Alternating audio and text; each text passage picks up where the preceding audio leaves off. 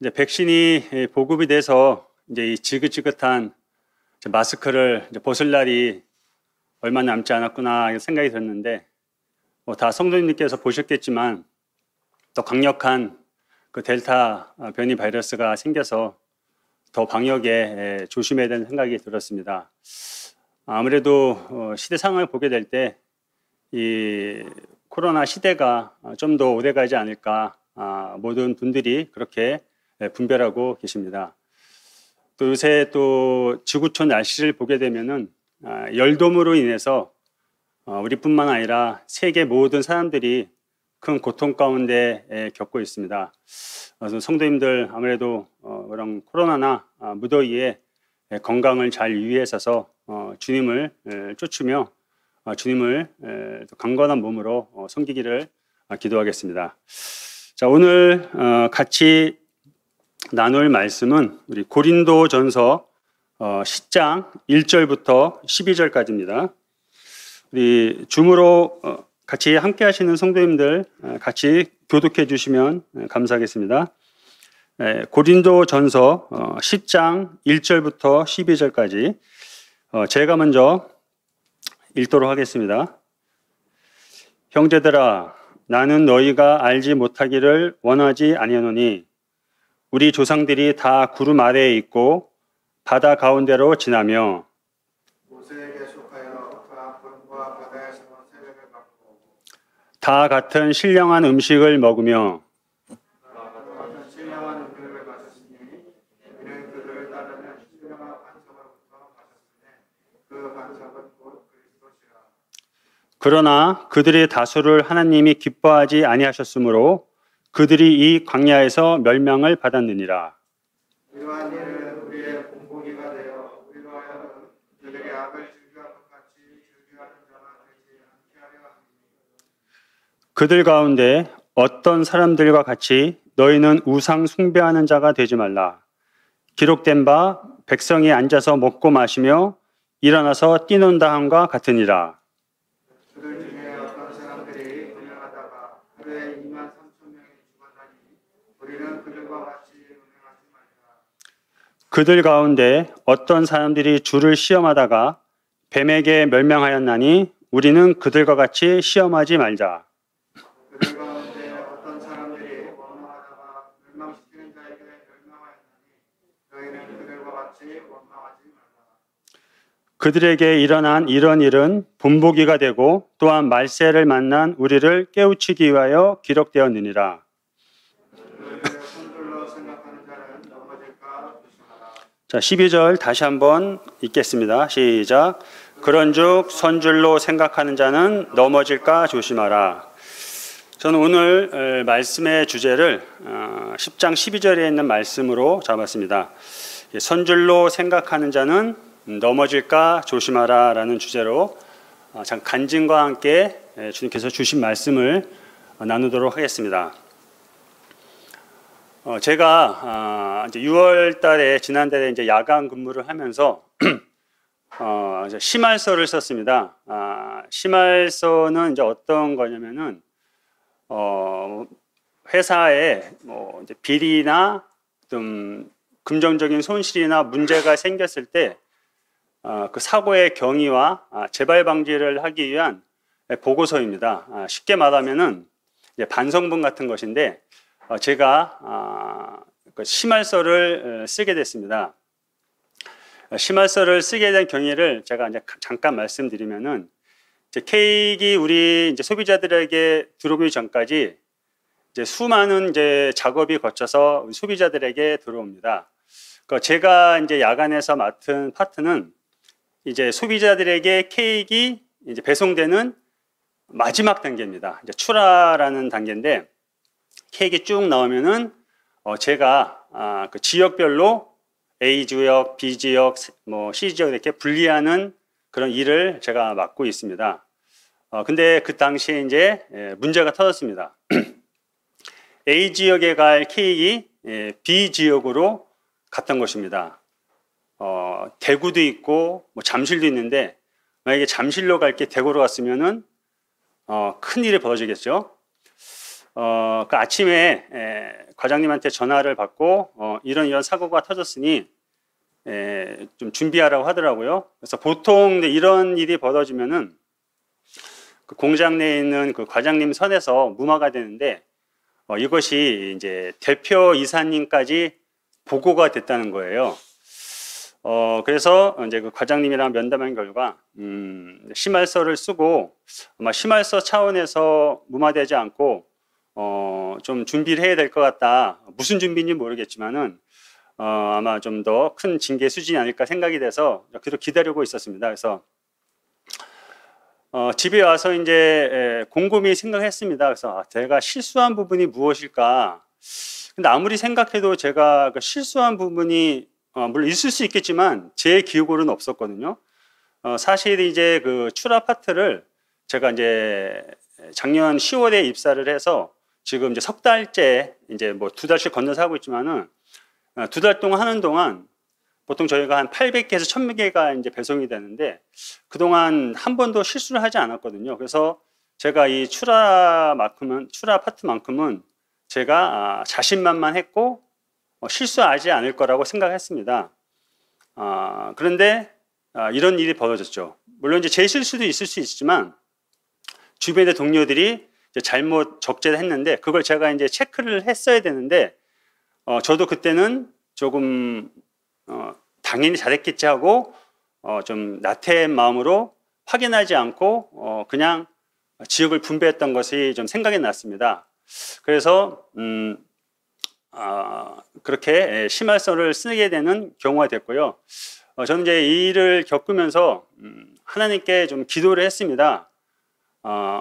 일을 그만두는 것은 제가 뭐 두렵거나 뭐 문제가 생기지 않았는데 그 공장 내에서도 제가 이제 그 하나님을 믿는 삶이라고 알고 있는데 이렇게 실수를 해서 공장을 그만두게 되면은 뭐 제 개인적으로는 불명예고 또 하나님의 영광에 좀 가릴 것 같아가지고 이 실수를 많이 할 수 있게끔 한 번 더 기회를 주시게 해달라고 이렇게 기도를 했습니다. 그러니까 주님께서 이제 기도를 들어주셔서 이제 간단하게 이제 심할서를 쓰는 수준에서 이제 일이 무마가 됐습니다. 과장님이 이제 저를 부르면서 그렇게 하더라고요. 뭐 이경열 씨가 실수를 안 한 걸로 믿고 있지만 그래도 마지막 책임자이기 때문에 책임을 져야 된다고 하면서 초보들, 그러니까 일을 처음 시작하는 분들은 이런 큰 실수를 안 한대요. 일이 이제 오래 경험이 되고 숙달되고 이제 그 일을 잘한다고 하는 사람들이 큰 실수를 한다고 합니다. 저는 이제 그래서 작년 10월부터 지금까지 일을 쭉 하면서 제 자신이 한번 직장생활 어떻게 했나 한번 돌아보게 됐어요. 맞더라고요. 제가 이 출하만큼은 그동안 실수를 한 번도 하지 않았기 때문에 좀 자신만만했었고 또 한 번 더 확인했어야 되는데 그날은 확인 안 했거든요. 옆에 동료를 믿고 그냥 냉장고에 집어넣거든요. 제가 좀 자신만만했고 또 교만했고 또 제가 일에서 나태했던 점들을 제가 발견하게 됐습니다. 그래서 쭉 돌아보니까 처음에 뭐 제가 몇 번 간증했지만은 아주 늦은 나이에 또 취업을 하게 됐고 또 그 사실에 또 주님께 감사를 드렸습니다. 감사드리고 또 일할 수 있는 터전을 주셔서 또 감사가 됐고요. 처음에 이제 일을 하게 될 때 마치 남자들 이제 군대 갔을 때 긴장하잖아요. 첫날. 그런 긴장한 마음으로 정말 열심히 말도 하지 않고 일만 묵묵히 열심히 했는데 이제 한 달이 지나고 2달이 지나고 석 달이 지나고 이제 일이 숙달이 되고 사람들하고 친해지니까 제가 말이 많아지더라고요. 말이 많아지고 또 근무 시간에 농담을 하게 되고 또 모든 게 감사로 시작했는데 이제는 사람들에 대해서 또 월급에 대해서 또 작업 환경에 대해서 불평을 하는 모습을 돌아보게 됐습니다. 이제 초심을 잃었죠. 초심을 잃어서 결국 이런 큰 실수를 하게 됐습니다. 하나님께 감사가 된 것은 이런 실수를 통해서 제가 뭐 제 자신을 돌아보게 됐습니다. 특별히 제가 제 신앙생활을 돌아보게 되고 지난 코로나가 터지고 지금에 와서까지 내가 어떻게 교회와 또 성도님들과 주님을 섬겼는지 또 개인적으로 제가 어떻게 주님을 위한 그런 훈련을 하고 있었는지 돌아보게 됐습니다. 부끄럽게도 코로나 시대를 지나면서 정말 영적으로 많이 나태해지고 게을러졌던 그런 제 자신을 더 돌아보게 됐습니다. 오늘 바울 형제님께서 고린전서 10장을 쭉 말씀하시면서 이 고린도 교회에 이렇게 강하게 말씀을 하고 계신 것을 보게 됩니다. 우리가 큐티를 통해서 출애굽 과정을 쭉 같이 성경 공부를 하고 큐티를 나눴습니다. 하나님께서 그 강하신 손과 편팔로 애굽의 바로를 10가지 재앙으로 애굽의 바로를 이제 무찔렀죠. 멸망시키고 이제 홍해를 건너게 하십니다. 정말 기적 같은 일이 벌어졌죠. 홍해가 어떤 자연 현상으로 갈라지는 게 아니라 말씀처럼 양쪽에 벽이 세워졌고 그 물이 빠지면 당연히 뻘같이 이제 질퍽질퍽 할 텐데 그 말씀에는 이스라엘 백성이 바다 위를 마른 땅같이 건넜다고 이렇게 기록되어 있습니다. 자, 그것도 참 놀라운 기적이죠. 이스라엘 백성이 홍해를 건너면서 하나님께서는 그들을 보호했지만 그 뒤따르던 애굽의 병거들과 군사들은 바로 왕은 모두 그 홍해에 수장을 시키십니다. 또 이 죽음과 같은 광야 생활, 어떻게 보면 사막과 같이 아무것도 없는 그런 광야 생활에서 하나님께서 그 많은 인원들, 한 200명 가까이 되는 이스라엘 백성들을 물을 먹이시고 만나와 메추라기로 그들을 먹을 것을 공급하십니다. 이 홍해를 가른 기적도 기적이지만은 그 당시 성경학자나 역사학자들이 그 200만 명에 되는 그 많은 사람들이 어떻게 먹고 살았는지 그것도 참 놀라운 기적이라고 하더라고요. 현대 과학과 역사 의식으로는 감히 그거 측량할 수 없고 감히 알아낼 수 없다고 합니다. 이스라엘 백성들은 이렇게 하나님의 놀라운 은혜를 눈으로 직접 목도했고 경험했고 하나님께서 특별히 이스라엘 백성을 하나님의 선택한 선민으로 택하신 그런 특권을 가진 자들입니다. 그런데 놀랍게도 이 말씀을 보게 되면은 이스라엘 백성이 이제 그 하나님을 원망하고 불평불만했던 모습들을 돌아보게 됩니다. 출애굽기 15장 보시게 되면은 모세의 노래, 또 미리암의 화답 노래를 통해서 이스라엘 백성이 애굽에서 구원해 주신 하나님을 찬양과 찬송과 경배로 노래 부르며 춤춥니다. 근데 이런 감격과 기쁨이 이들은 오래가지 않았습니다. 그 거친 광야 생활을 지나면서 이들은 지쳐갔고 이제 감사와 찬양과 경배보다는 하나님께 원망하는 그런 모습들을 우리가 볼 수 있습니다. 우리가 방금 읽었지만 이제 7절에서 보면은 그들이 이제 어떤 사람들과 같이 우상을 숭배했다고 이렇게 기록되어 있습니다. 출애굽기 32장에 이제 나온 말씀인데 인용한 말씀인데 이제 모세가 하나님의 율법을 받기 위해서 시내산에 올라가지 않습니까? 그거를 기다리지 못하고 이스라엘 백성이 아론을 통해서 금송아지를 만들고 거기에다가 절하고 경배하고 뛰노는 장면을 나타냅니다. 이스라엘 백성들은 이 본문에서 4가지 죄악을 범하고 있습니다. 바로 우상 숭배의 죄를 범했죠. 이제 두 번째는 이제 그들이 어떤 사람과 같이 음행을 했다고 기록되어 있습니다. 민수기 이제 25장 보게 되면은 그 이스라엘 백성들이 모압 여인과 음행했던 사건들을 기록하고 있습니다. 이때 하나님의 진노로 2만 3천 명에 되는 사람들이 하루에 죽었던 일들을 기억하고 있습니다. 또 이제 9절에서 보게 되면은 어떤 사람들이 이제 주를 시험하다라고 기록되어 있습니다. 이제 이 이스라엘 백성들은 하나님을 시험했습니다. 애굽에서 그 강하신 손과 편팔로 그 이스라엘 백성들을 구원하셨는데 이스라엘 백성들은 하나님께 원망하면서 왜 우리를 애굽에 그냥 두게 했지? 왜 이 죽음의 광야로 인도했느냐? 하나님의 창조주부터 갖고 계신 그 계획들을 불만하고 하나님을 시험했던 것입니다. 그래서 하나님께서는 이 뱀을 보내서 많은 사람을 죽이게 합니다. 이제 10절 보게 되면 어떤 사람들이 이제 원망을 했다고 나왔습니다. 이제 고라와 몇 명의 무리들이 이제 모세와 아론 또 하나님을 원망했던 것을 죄를 지적하고 있습니다. 모세와 아론이 가지고 있는 그런 놀라운 하나님께서 부여하신 그 특권을 자기들도 할 수 있다고 그들 비방하며 그들을 원망하고 불평했던 그런 죄를 범했다고 이렇게 기록되어 있습니다. 이제 사도 바울님께서는 고린도 교회에 이렇게 엄숙한 경고와 경각심을 일으키는 말씀을 하고 계십니다.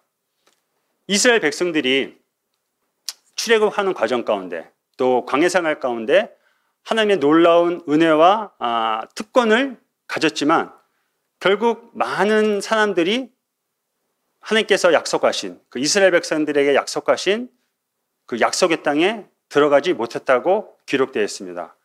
여호수아와 갈렙만이 출애굽의 1세대들은 광야에서 모두 죽음을 당했죠. 그 중에 여호수아와 갈렙만이 약속의 땅에 들어갔다고 나와 있습니다.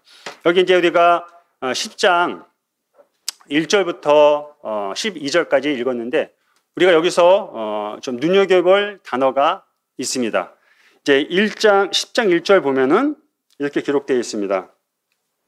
형제들아 나는 너희가 알지 못하기를 원하지 아니하노니 우리 조상들이 다 구름 아래에 있었고 바다 가운데 지나갔다고 했습니다. 또 2절 보게 되면은 모세에게 속하여 다 구름과 바다의 세를 받았다고 기록되어 있습니다.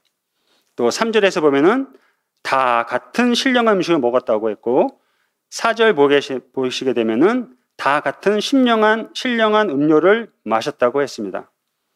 다 영어로 이제 올이라고 합니다. 모두 이스라엘 백성들이 한 명의 예외 없이 모든 사람이 홍해를 건넜고 신령한 음식과 물을 먹었다고 기록되어 있습니다. 그런데 5절 보시게 되면은 그러나 그들의 다수를 하나님이 기뻐하지 아니하였다고 기록되어 있습니다. 여기는 다 홍해에서 구원받고 신령한 음식을 먹고 물을 먹었지만 그 중에 다수를 하나님께서 기뻐하지 아니하시고 광야에서 멸망을 시키셨다고 합니다. 여기서 우리가 두려워할 것은 우리가 하나님께 은혜를 입은 또 구원의 은혜를 입은 이스라엘 백성들이 모두 홍해를 건넜지만 애굽에서 구출을 당했지만 약속의 땅에 들어간 사람들은 많은 대다수의 사람들이 약속의 땅에 들어가지 못하고 그 광야에서 죽음을 맞이했다고 하는 것입니다. 이 사실들을 하나님께서는 바울을 통해서 고린도 교회에게 경고하시고 경각심을 주시기로 말씀을 하시고 계십니다. 여기 이제 보시게 되면은 6절 보시게 되면 이런 일은 우리의 본보기가 되어 우리로 하여금 그들이 악을 즐겨한 것 같이 즐겨하는 자가 되지 않게 하려고 함이라고 이 고린도서 10장에 기록된 말씀의 목적이 기록되어 있습니다. 사실 우리 고린도 교회가 모습을 보게 되면은 이 출애굽한 광야 생활을 지나는 이스라엘 백성과 비슷한 면들이 많습니다. 고린도 교회도 우상을 섬겼죠. 신전에 있는 그런 우상들을 섬겼죠. 또 근친상간을 하고 음행을 행했던 교회입니다. 또 사도 바울의 사도 권리를 부인하고 원망하고 사도 바울을 핍박했던 것입니다. 사도 바울 형님께서는 이스라엘 백성들이 광야를 지날 때 하나님께 불평하고 불순한 결과 이 많은 인원들이 광야에서 죽었던 사실들을 각인시키면서 고린도 교회에게도 경고를 하고 계십니다. 그러면 이 경고와 경각심이 과연 고린도 교회에만 해당되는 말씀일까요?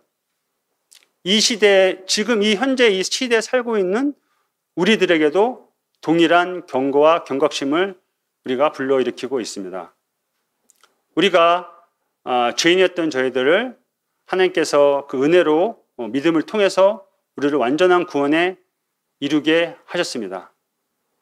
처음에 구원의 감격에 의해서 하나님을 찬양하며 경배하며 정말 주님을 사랑하고 성도를 사랑하고 교회를 사랑했지만 우리도 시간이 지나니까 이제 우리가 하나님이 아닌 다른 것을 더 섬기게 되고 또 음란을 한 그런 마음들이 품게 되고 또 교회나 성도들에 대해서 때로는 하나님에 대해서 우리가 원망과 불평한 모습들이 우리 안에 남아있지 않았나 또 진행되고 있지 않나 한번 우리 자신들도 한번 돌아보는 시간이 됐으면 좋겠습니다.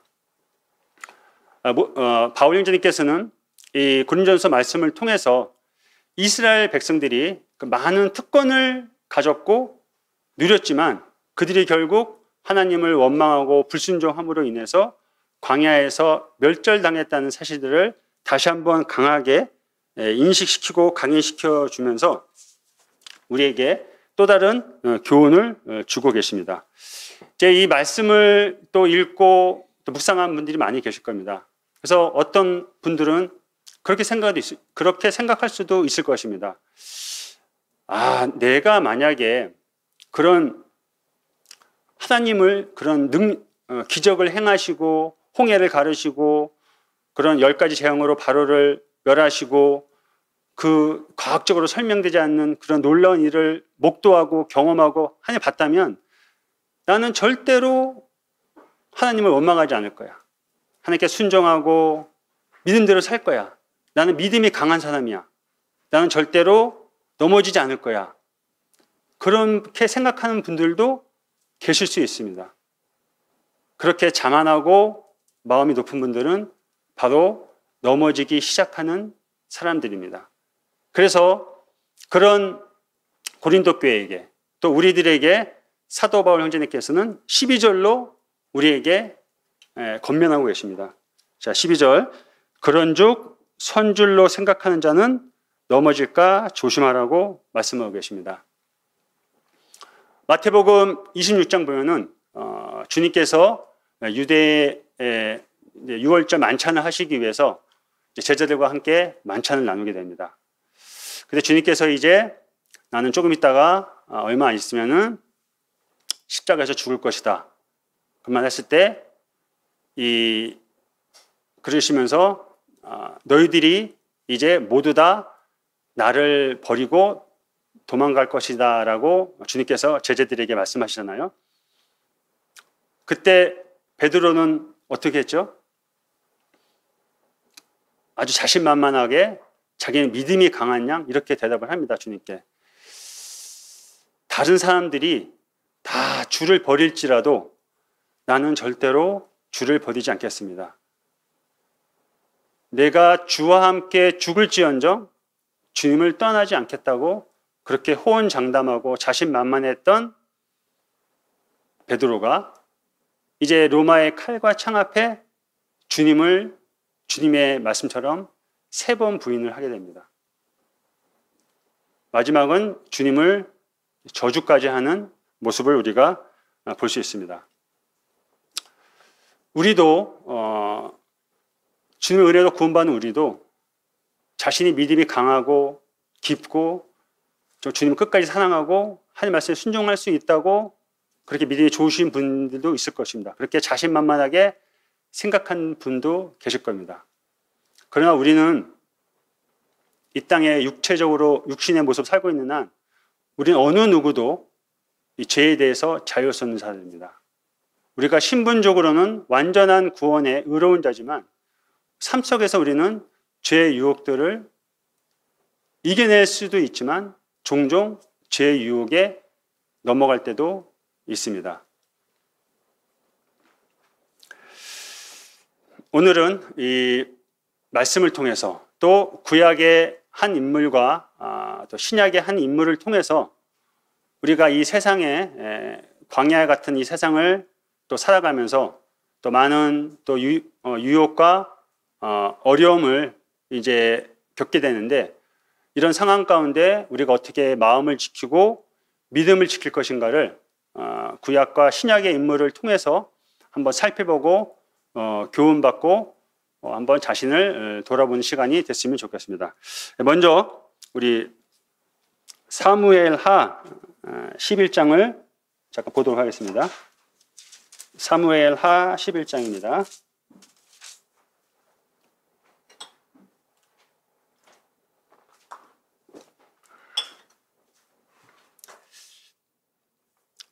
이 다윗에 대한 이야기입니다. 다윗은 하나님과 마음이 합한 자라고 불리었던 정말 믿음의 바루선, 오직 하나님만 바라보고 하나님의 능력으로 골리앗을 넘어뜨릴 때처럼 하나님의 능력으로 살았던 다윗이지만, 이 다윗이 정말 예기치 않게 덜컥 넘어지는 장면이 성경에 기록되어 있습니다. 우리 11장 1절부터 4절까지 제가 읽도록 하겠습니다. 그 해에 돌아와 왕들이 출전할 때가 되매 다윗이 요압과 그에게 있는 그의 부하들과 온 이스라엘 군대를 보내니 그들이 암몬 자손을 멸하고 랍바를 에워쌌고 다윗은 예루살렘에 그대로 있더라. 저녁 때에 다윗이 그의 침상에서 일어나 왕궁 옥상에서 거닐다가 그곳에 보니 한 여인이 목욕을 하는데 심히 아름다워 보이는지라. 다윗이 사람을 보내 그 여인을 알아보게 하였더니 그가 아뢰되 그는 엘리암의 딸이요 햇사람 우리아의 아내 밧세바가 아니나이까. 다윗이 전령을 보내어 그 여자를 자기에게로 데려오게 하고 그 여자가 그 부정함을 깨끗하게 하였으므로 더불어 동침하며 그 여자가 자기 집으로 돌아가니라 라고 기록되어 있습니다. 이 하나님과 마음이 합해졌다고 불렸던 다윗이 이 순간적인 육체의 정욕을 이기지 못하고 그 충성된 그 우리아의 아내 밧세바를 범하고 우리아를 간접 살인하기까지 한, 어떻게 보면 다윗의 일생에 정말 남기고 싶지 않은, 생각하고도 싶지 않은 큰 오점을 남긴 사건이 기록되어 있습니다. 이 내용에서 보게 되면은 다윗이 이제 전쟁에서 승승장구합니다. 다윗은 마음이 느슨해졌죠. 그래서 이제 암몬과의 전투에서는 다윗이 이제 직접 나가지 않고 이제 요압을 보냅니다. 그전엔 계속 다윗이 선두에 서서 하나님의 능력으로 전쟁을 했지만 이날은 왠지 다윗은 요압을 보내게 됩니다. 이제 사단이 틈타기 시작했죠. 이제 할 일이 없이 이제 낮에 있으니까 또 잠이 안 오지 않겠습니까? 저녁에 일어나서 이제 왜 옥상은 또 올라가서 두리번 거닐다가 이제 그 밧세바라는 아름다운 여인이 목욕하는 것을 지켜보게 됩니다. 만약에 이 다윗이 그전과 같이 왕으로서 전투에 나가서 자기가 할 일들을, 해야 될 일들을 했다면 과연 이 다윗이 밧세바와 동침을 하고 그 우리아를 죽였을까요? 네, 가정이지만 아마 그러지 않을 것입니다. 이 다윗 왕은 자기의 일을 하지 않고 그러므로 인해서 나태함에 빠졌고 그것으로 인해서 그 육체의 정욕을 이기지 못하고 범죄했던 것입니다. 이 믿음의 사람, 하나님과 마음이 합한 자라는 이 다윗이 넘어지게 된 동기가 중에 하나가 바로 자기 일을 하지 않았던 것입니다. 자기 일을 하지 않았고 또 그로 인해서 나태해졌고 바로 그 사실로 인해서 넘어지게 된 것입니다. 교도소나 군대 가면은, 저 교도소는 안 가봤습니다. 아직 군대는 가봤지만 군대 가면은 놀리지 않습니다. 놀리면 사고가 나니까 군대든 교도소든 뭐 일을 시킵니다. 아마 군대 갔던 분들 계시지만 저희 땐 그랬어요. 그냥 정말 할 일이 없으면은 한쪽 산을 파라고 그래요. 흙 웅덩이를. 그리고 오후엔 다시 메꿔 놓으래요.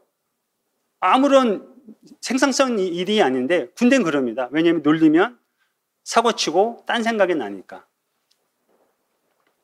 요한복음 5장을 보게 되면은 주님께서 유대의 명절에 예루살렘에 올라갑니다. 거기에는 이제 그 베네스데 못이 있죠. 그 못의 이제 전설에 의하면은 천사가 가끔 내려오는데 천사가 내려올 때 이제 못이 움직이면 그때 병든 자가 처음 들어가면은 그들의 병이 이제 낫는다고 합니다. 그때 이제 38해 그 병자가 있었는데 자기가 들어가고 싶어도 이제 몸을 못 움직이니까 들어가지 못하는 거예요. 그때 주님을 만납니다. 주님이 그 병자에게 내가 낫고자 하느냐 그러니까 주님 그 병자가 네 그러면서 주님께서 그 병자를 고쳐주십니다. 네 자리를 들고 일어나 가거라. 그때가 하필이면 안식일이었습니다. 안식일날 일하면 안 되잖아요. 유대 율법에 의해서는. 그때 이제 유대인들이 바리새인들이 주님을 막 핍박합니다. 공격합니다. 왜 안식일날 일을 하느냐? 그때 주님의 대답이 뭐였죠?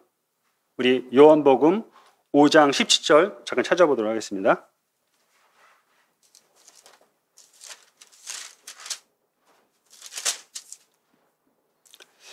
자, 요한복음 5장 17절 제가 읽겠습니다.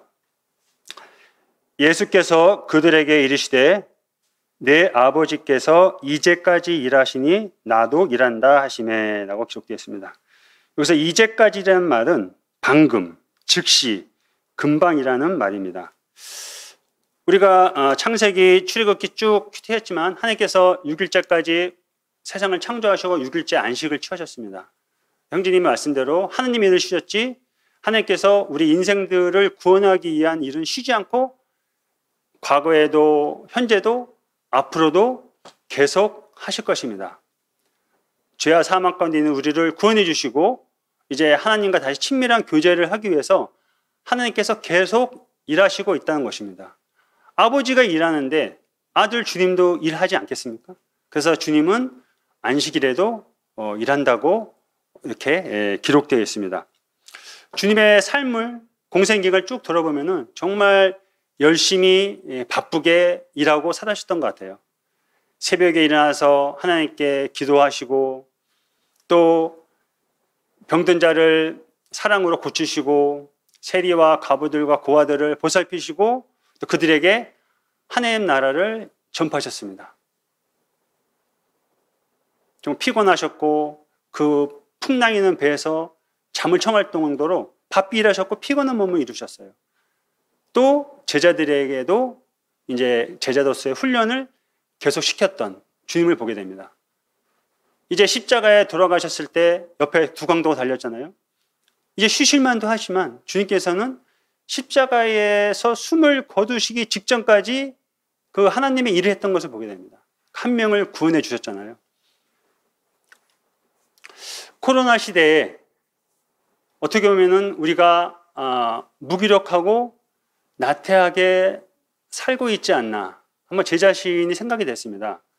코로나는 핑계로 교회에 모이지 않고 또 줌으로 드리죠.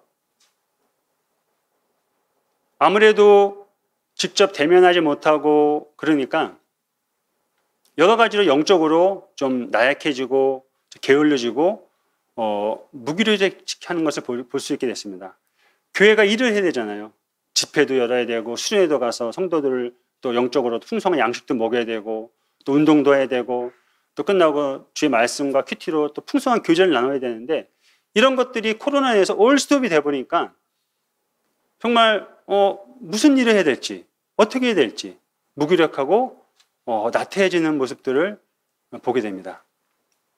그런데 여기서 다윗이 제가 아까 말씀드린 대로 다윗이 자기 일을 하지 않고 하기 때문에 다윗은 나태했고 그로 인해서 범죄함으로 넘어졌다고 제가 말씀드렸습니다. 그럼 우리가 이 시대에 코로나 시대에 우리가 그럼 할 일이 없을까요? 하나님께서 우리에게 이 코로나 시대지만 우리에게 해야 될 일과 주어진 일들이 있다는 생각이 묵상이 됐습니다. 시대에 맞게 우리가 방역을 지키면서 해야 되지만은 우리에게 충분히 과학적인 걸 다 주셨잖아요. 뭐 핸드폰이나 줌이나 뭐 인터넷 녹음 뭐 그런 줌 같은 걸로 다 예배를 드리고 또 모임에 참석을 하고 교제를 하고 다 우리에게 그런 걸 주셨습니다.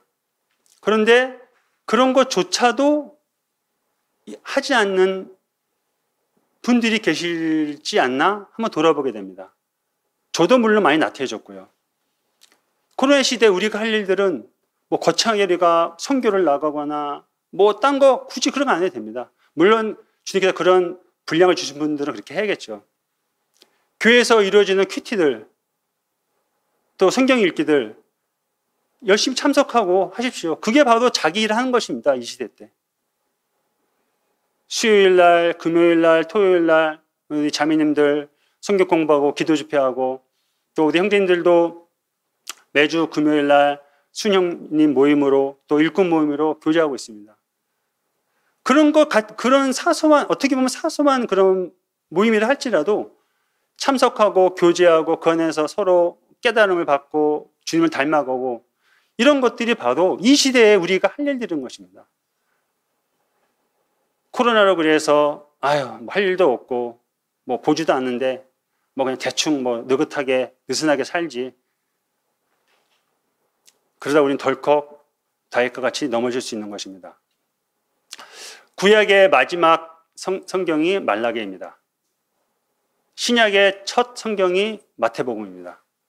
이 한 장을 넘기는 시간은 채 1초도 안 걸립니다. 근데 이 1초를 안 걸리는 시간이 하나님의 시간을 봤을 때는 400년 가까운 시간이 흘렀습니다. 하나님께서 선지자도 보내지 아니하시고 어떤 말씀도 선지자나 교회에 주시지 않았습니다. 하나님이 놀고 계셨을까요? 편하게 두 발 두 손 뻗고 누워 계실까요? 하나님은 말라기 시대를 지나서 신약의 시대에 이르기까지 400년 동안 하나님께서는 일을 하고 계셨던 것입니다. 바로 율법의 시대를 마치고 은혜와 사랑의 시대를 예비할 메시아인 우리 아들이신 주님을 준비하셨고 그 길을 예비하는 침례의 요한을 준비하셨던 것입니다. 어떻게 보면 코로나 시대 때 많은 활동을 하지 못하고 모이지 못하지만 어떻게 보면 저는 한편으로 그런 생각이 들었습니다. 이 시대 때 우리가 정말 이 개인 성도들이 내적으로 영적인 내공을 쌓으면 좋겠다 하는 생각이 들었습니다. 더 말씀을 보시고 연구하시고 기도하시고 또 시대 반겨주지 맞게 1대1은 2명까지 만날 수 있잖아요. 만나서 교제하고 기회가 되면 교제하고 식사하시고 이런 것들이 우리가 해야 될 일인 것입니다. 자전거 다 타보셔서 알겠지만 페달을 밟아야 자전거가 굴러갑니다. 넘어지지 않고 페달을 안 밟으면 어떻게 되죠? 바로 자빠집니다. 이 시대 때 우리가 해야 될 일, 또 주님께서 주어진 일들이 무엇인지 묵상하시면서 나태함에 빠지지 마시고 일하십시오. 일을 해야지 나태해지지 않고 넘어지지 않는 것입니다. 우리 고린도전서 15장을 잠깐 보도록 하겠습니다. 고린도 15장 58절 제가 읽도록 하겠습니다.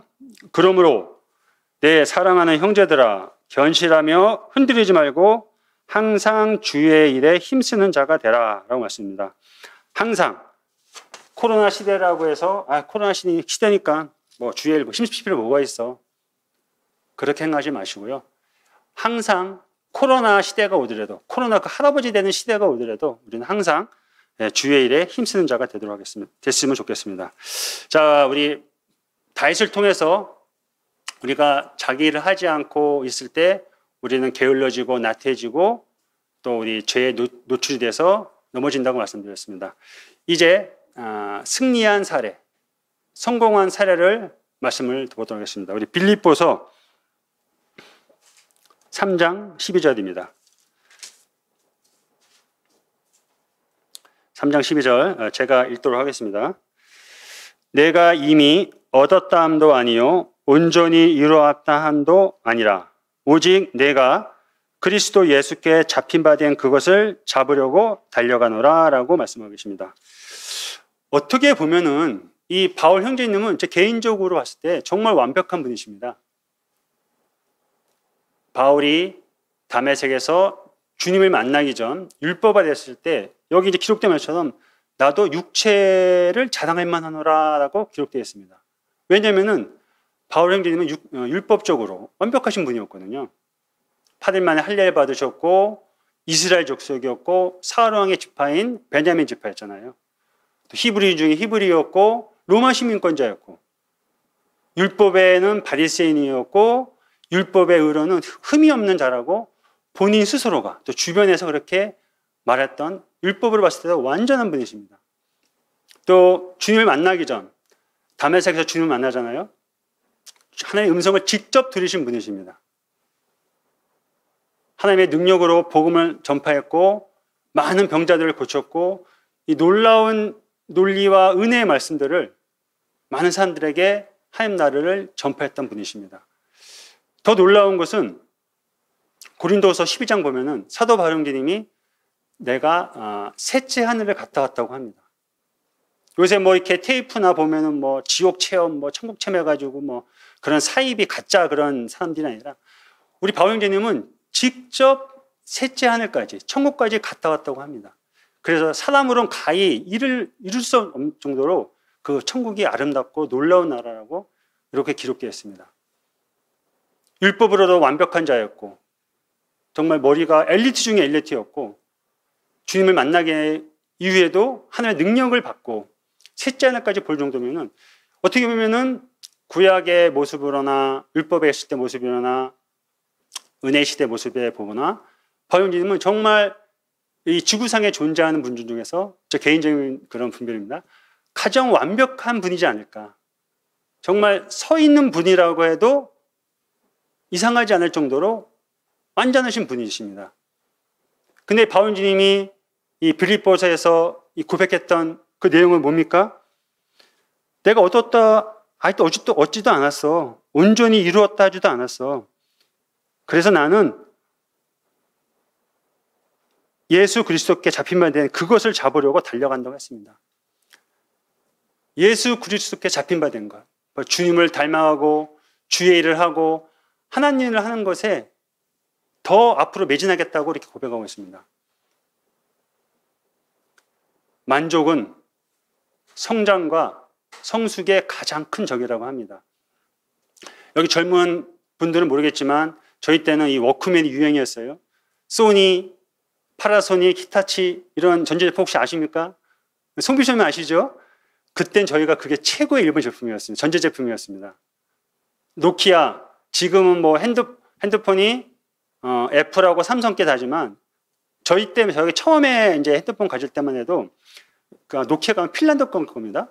이 노키아가 최고의 제품이었습니다. 그런 제품들이 지금은 이름도 없이 몰락하고 있습니다. 새로운 시대에 적응하지 않고 현 시대에 안 좋았기 때문입니다. 이 정도면 뭐 계속 우리는 1등 기업을 유지할 수 있어. 삼성 이건희 회장이 자꾸 하셨지만 그렇게 했잖아요. 마누라와 자식을 빼고 다 바꿔라. 혁신이 이런 것입니다. 현 시대에 안주하지 않고 만족하지 않고 계속 기술 개발하고 투자하고 기업을 경영했던 것입니다. 바울주님께서는 빌립보서 2장 11절 말씀 통해서 항상 두렵고 떨림으로 너의 구원을 이루라고 말씀하고 계십니다. 우리 구원에 만족하지 말고 안주하지 말고 항상 모든 시간, 모든 날짜, 모든 순간에 두렵고 떨림으로 우리의 구원을 이루라고 말씀하고 계십니다. 또 우리 고린도전서 본문에 이제 앞에 보면은 이제 사도 바울님께서 이제 그 운동 선수를 비유를 하고 계십니다. 이제 9장 25절부터 27절을 보시게 되면요. 이렇게 기록되어 있습니다. 이기기를 다투는 자마다 모든 일에 절제하나니 그들은 썩을 승리자의 관을 얻고자 하되 우리는 썩지 아니할 것을 얻고자 하노라. 그러므로 나는 다름질하기를 향방 없는 것 같이 아니하고 싸우기를 허공을 치는 것 같지 아니하며 내가 내 몸을 쳐 복종하게 함은 내가 남에게 전파된 후에 자신이 도리어 버림을 당할까 두려움이로라 말씀하고 계십니다. 지금 이제 올림픽을 앞두고 있는데 할지 안 할지 모르겠지만은 그 올림픽 운동 선수들이 그 대표 선수가 되기 위해서 또 금메달 따기 위해서 얼마나 노력을 합니까? 뭐 많은 시간을 운동하고 뭐 몸에 좋지 않은 걸 먹지 않고 하고 있지 않습니까? 이 천전한 축구 선수 중에서 가장 유명한 선수 2명이 있습니다. 메시하고 누굴까요? 호날두가 있죠. 이 호날두가 얼마 전에 이제 유벤투스로 이제 그 이적을 했습니다. 거기서 이제 메디컬 테스트를 받는데 그 호날두가 36살이라고 합니다. 근데 그 메디컬 테스트에서 나온 신체 나이는 20세 초반이라고 합니다. 근육량, 뭐 체지방률, 뭐 여러 가지 그런 테스트하는 게 있는데 36살짜리 운동선수가 20대 초반의 몸을 유지하고 있답니다. 이 호날두는요, 술, 담배를 아예 안 한다고 합니다. 탄산음료 절대 먹지 않는다고 합니다. 그들은 집에 오면은 운동하는 게 취미고 운동에 삶의 모든 것을 걸었다고 합니다. 이렇게 자기를 절제하고 운동을 하고 어떤 목표를 향해 달려가야지 우리는 승리할 수 있는 것입니다. 이번에 안타깝게도 프로야구 모 구단 야구 선수들이 음주를 하고 방해수칙을 얻어서 그 영광의 국가대표 자리를 박탈당했습니다. 70경기나 되는 경기를 나가지 못했고 구단에 큰 손해를 끼쳤고 개인적인 불명을 얻었습니다. 이 사도 바울은 운동선수에 비유하면서 내가 모든 일에 절제한다고 했습니다. 또 여기 나온 것처럼 내가 내 몸을 쳐 복종한다고 기록되어 있습니다. 우리가 받은 이 구원은 놀라운 은혜와 능력이 있습니다. 근데 이 구원에 만족하고 안일하게 되면은 우리도 똑같이 다윗과 같은 죄를 범죄질 수 있고 베드로 같이 허풍을 떨 수가 있는 것입니다. 우리가 이 광야 같은 세상에서 넘어지지 않을 수 있는 방법이 바로 현실에 만족하지 말고 항상 두렵고 떨림으로 구원을 이루며 모든 일에 직장이든 가정이든 교회든 모든 삶 속에서 자기를 절제하고 자기 몸을 쳐 주께 말씀께 복종하는 삶을 살아갈 때 우리는 이 세상의 어떤 유혹으로부터 우리가 유혹은 당할 수 있죠. 왜냐하면 우리가 살고 있으니까. 근데 유혹을 이길 수 있을 것입니다. 넘어지지 않을 수 있을 것입니다. 자, 이제 세 번째 바로 다시 본문을 보게 되면요. 빌립보서 3장 14절을 보겠습니다.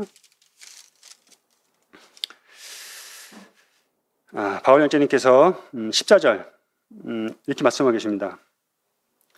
표대를 향하여 그리스도 예수 안에서 하나님이 위에서 부르신 부름의 상을 위하여 달려간다고 기록되어 있습니다. 바울은 항상 모든 삶의 모든 일정과 시선이 오직 주님께 또 하나님 나라의 시선을 고정시켰던 분이십니다. 다윗이 그 아름다운 벌거벗은 여인의 몸에 시선을 집중했다면, 그래서 넘어졌다면 우리 바울 형제님은 바로 오직 주께, 바로 하나님 나라의 소망을 두었기 때문에 어떤 유혹이 와도 자기를 절제하고 내 몸을 쳐서 자신의 믿음과 마음을 지켰던 분이십니다. 그랬던 분이시기에 내가 선한 싸움을 싸우고 내 달려갈 길을 마쳤다고 죽기 전까지 그렇게 자신감 있는 떳떳한 고백을 할 수 있었던 것입니다. 토끼와 거북이 그런 얘기 다 알고 계시잖아요. 당연히 토끼가 이기죠. 그런데 결국 누가 이겼죠? 거북이가 이겼습니다. 토끼는 거북이를 뒤돌아서 봤고 토끼는 주변 환경을 봤습니다. 그런데 거북이는 오직 내가 이루어야 될 것, 내가 마지막 종착지인 목표를 봤기 때문에 꾸준히 걸어가서 토끼를 이기고 먼저 그 목표 지점에 도달했던 것입니다.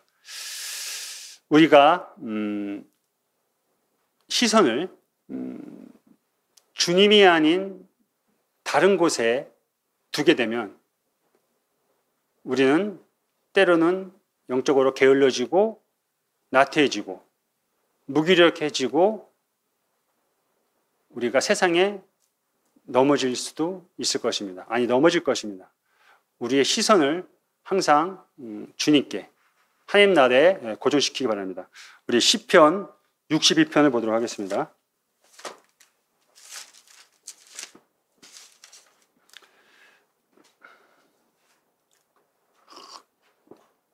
시편 62편 1절, 2절 다 같이 한번 읽어보도록 하겠습니다. 자, 시작.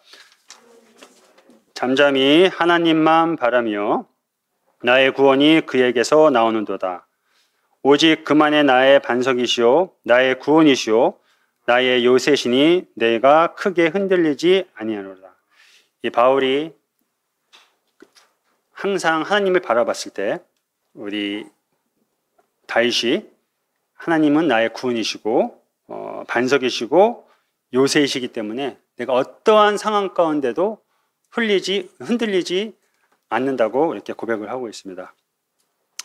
자, 이제 결론을 내고 말씀 마치도록 하겠습니다. 이스라엘 백성들, 하나님의 선택된 민족이었죠. 제사장의 나라로 삼으셨고 정말 상상하지도 정말 측량할 수도 없는 하나님의 그런 놀라운 전능하신 능력을 다 눈으로 보고 겪었고 만졌던 사람들입니다. 근데 이들은 그 구원의 감격과 능력을, 기쁨을 끝까지 유지하지 못하고 광야의 생활 들어갈 때 지쳤고 그럼으로 인해서 원망하고 하나님께 불순종함으로 많은 대다수의 사람들이 약속의 땅에 들어가지 못하고 광야에서 죽음을 맞이했습니다. 우리가 받은 이 놀라운 구원의 은혜, 능력, 이거는 정말 우리가 또 가지고 있는 하나의 신령한 복들, 그 하는 소망들, 이거는 뭐 세상 사람들이 감히 알 수도 없는 그런 것들이잖아요. 근데 우리가 이거를 끝까지 주님 오시기 전까지, 우리가 죽어서 주님 나라 가기 전까지 이걸 우리가 흔들리지 말고 믿음을 지키면서 끝까지 주님을 바라보고 걸어가야 됩니다. 오늘 다윗 또 바울을 통해서 저는 성도님들에게 감히 이런 말씀을 드리고 싶습니다. 자기 일에 열심히 일하시기 바랍니다. 학생은 열심히 공부하시고 직장인은 열심히 일하시고 전업주부들은 가정을 섬기시고 자기가 처한 상황에서 열심히 일하십시오. 더불어서 우선순위 돼야 될 거죠.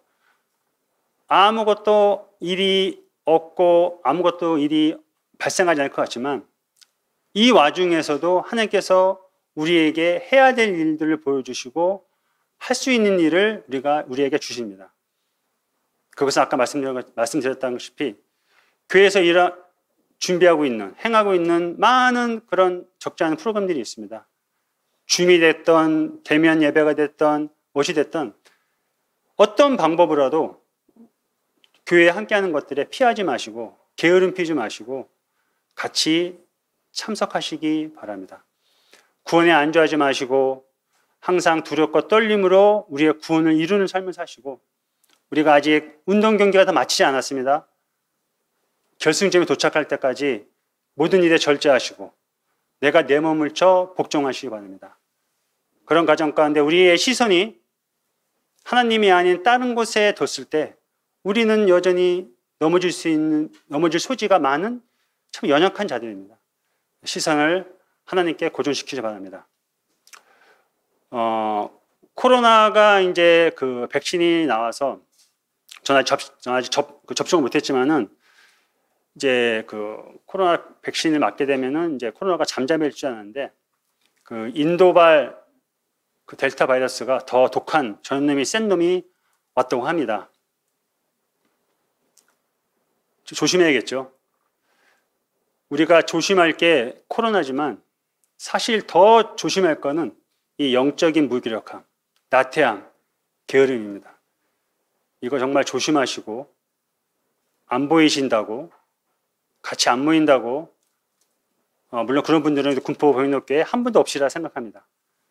더 정신을 차리고 더 내 몸을 쳐서 만주하지 마시고 주일에 함께하는 성도들이 됐으면 좋겠습니다.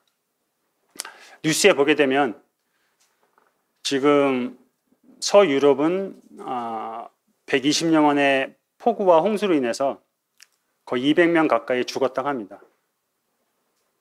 미국 캘리포니아는 온도가 54도까지 올라가고 그 동토의 나라인 러시아, 핀란드 이런 나라들이 100년 만에 가장 더운 34도에 육박하는 날씨가 온다고 합니다. 기후학자들이 이것은 이제 지구촌이 그 커다란 열돔으로 둘러싸여 있다고 하더라고요. 온난화 때문에. 그 과학자들도 이대로 살다가는 지구에 살고 있는 사람들이 20, 30년 후면은 살 수 없는 지구가 된대요.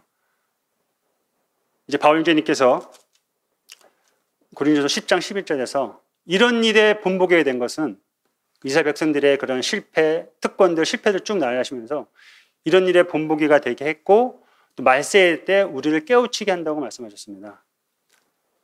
말세의 때 정말 코로나 시대와 말세 시대를 우리가 같이 살고 있습니다. 이제 우리가 말씀 한 구절 읽고 이 말씀을 항상 묵상하시면서 이 코로나 시대와 말세 시대를 잘 승리하고 이겨냈으면 좋겠습니다. 우리 베드로전서 4장 17절입니다.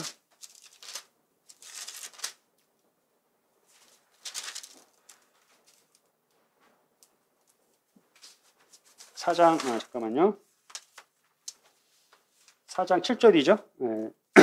4장 7절.